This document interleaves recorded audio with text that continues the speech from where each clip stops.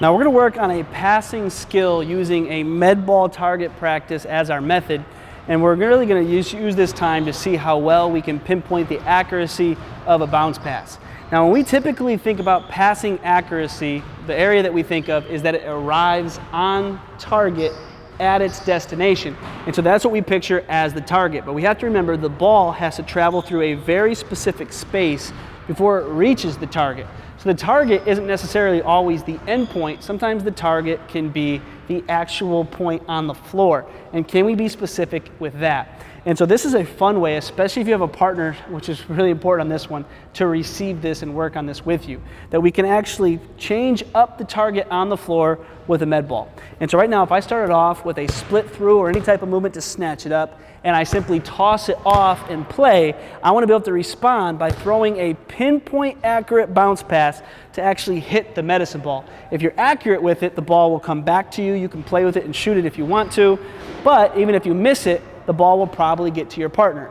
Now, the only thing that can be a little bit messy is if you hit it at different angles, you might have to chase it a couple times, but we're just trying to see how accurate we can be with our bounce pass. Now, you can do this with your right hand, do this with your left hand, mix it up and do it on the move. You can change that up, but this is a nice, fun way to see how accurate those passes are and to test your ability to have pinpoint accuracy with the space of the floor.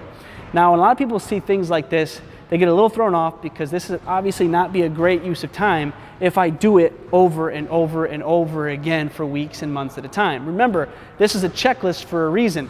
I just want to scratch this item off of my list by doing it 1 to 3 times, depending on how long it takes me to be accurate with it.